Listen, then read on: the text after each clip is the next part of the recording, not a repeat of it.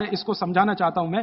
कफ के असर में जब बच्चा होता है तो उसकी कल्पनाशीलता सबसे ऊंची होगी। मैंने थोड़ी देर पहले कहा ना, ये कफ है जो सम में रहे तो व्यक्ति को बहुत कल्पनाशील बनाएगा, इतना कल्पनाशील और वैज्ञानिक बनाएगा, सोच नहीं सकते। बिगड़ेगा तो सबसे बड़ा अपराधी भी बनाएगा उसको।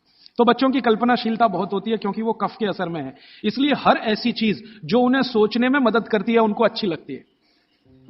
आपने एक कहानी सुनाई, बच्चे कहानी सुनते हैं ना बड़े मजे से, क्यों सुनते हैं? वो उनकी कल्पनाशीलता में मदद करती है कहानी। आपने कहा एक राजा था, अब इतना कहते ही उनका चालू हो गया दिमाग।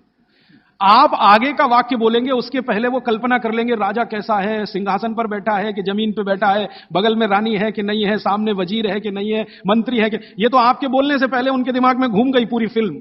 एक राजा था, फिर कहेंगे आगे बताओ, तो आप कहेंगे एक रानी थी, अब रानी के बारे में सब बातें उनके दिमाग में आ गई। फिर आप कहेंगे क्या हुआ, तो दोनों मर गए, खत्म कहानी। अब आप कहेंगे तो उनको बिल्कुल अच्छा नहीं लगेगा।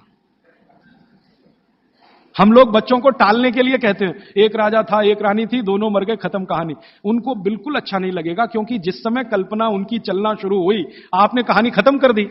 अब आप टालना चाहते हैं उनको और वो कल्पना करना चाहते हैं उस समय।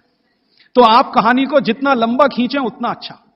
कहानी जो वो सुन रहे हैं उसको छोटी ना करें, सुनते सुनते सो जाएं तो बहुत अच्छा। और मेरी आपको विनती है कि चुन चुनकर कहानियां सुनाएं उनको। अब आज के जमाने में कैसे बच्चे आपको चाहिए, जैसे चाहिए वैसी कहानी सुनाइए। भगवान महावीर जैसे बच्चे चाहिए तो सुनाइए उनकी कहानी, रोज सुनाइए, सुनेंगे, बड़े प्रेम से सुनेंगे, लेकिन कल्पनाशीलता के साथ। आप अगर उनको चाहते हैं कि राणा प्रताप जैसे हों तो सुनाइए उनकी कहानी, लक्ष्मीबाई जैसे हों तो सुनाइए उनकी कहानी।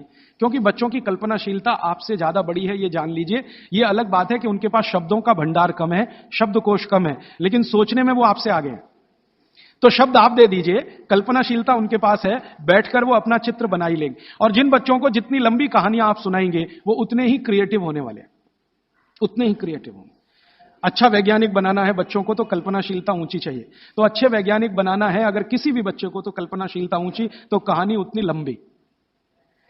अच्छा मैथमेटिशियन बनाना है, कल्पना शक्ति अच्छी चाहिए तो कहानी लंबी। माने लंबी कहानियां सुनाने की आप अपनी आदत डालें तो बच्चों में आएगी। वो कहानी सुनने में इतने मगन होते हैं, फिर उनको टीवी की जरूरत नहीं है, ना पोगो की जरूरत है, ना कार्टून नेटवर्क की कुछ जरूरत नहीं है। आप अगर सुना रहे हैं उनको कहानी जिसमें उनकी कल्पनाशीलता रम रही है तो वो बहुत जरूरी है। और फिर मेरी एक छोटी सी आखिरी बात, क्योंकि दूसरी बात के लिए समय कम पड़ रहा है, कि जब बच्चे आपसे कोई सवाल करें तो जान लीजिए वो अपनी कल्पनाशीलता को बढ़ाना चाहते हैं, तब सवाल कर रहे हैं। तो उनके सवाल का जवाब ईमानदारी से दें।